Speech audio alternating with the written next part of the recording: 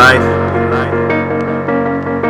when we go through phases of repeated cycles, we have to understand and we have to embrace the moment when we know it's time to change. It's not about right or wrong. It's about heaven and hell. It's about the blessings and the curse. What makes a difference? What works?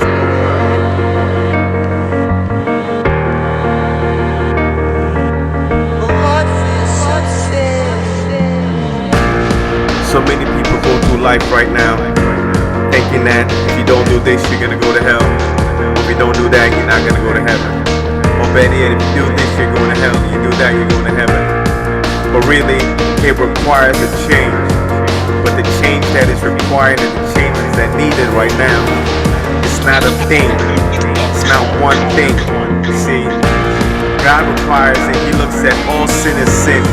And because sin is a nature, and we live in sin, because Adam and Eve birthed the sin in the earth.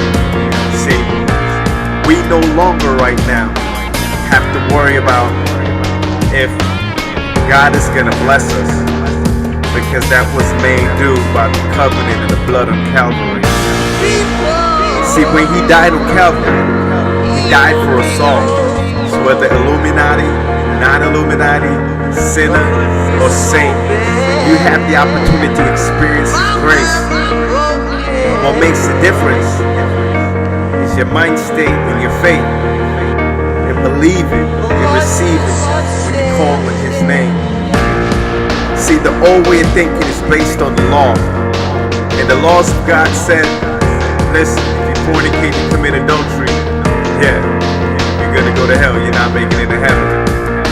But under the grace, the new covenant, the New Testament states in the new covenant that His grace is sufficient. His grace is sufficient to meet you at your point of expectation, to meet you at your level of faith, if you are able to believe and willing to receive. See, you can't con God.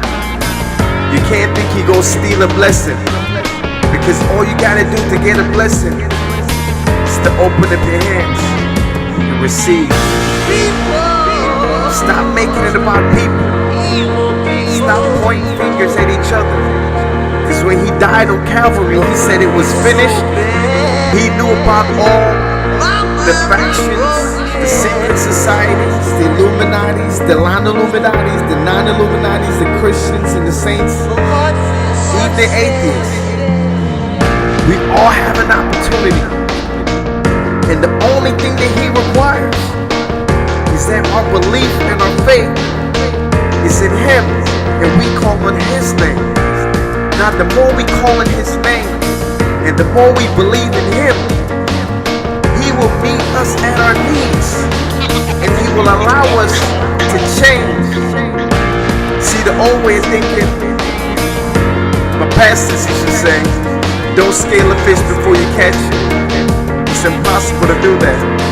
And within that very same mind state, today, we still have Christians, we still have believers who are passing judgment on non-believers because they don't know better. There's a saying, to live your life to be an open book, because the only Bible some people are going to read is the book of your life.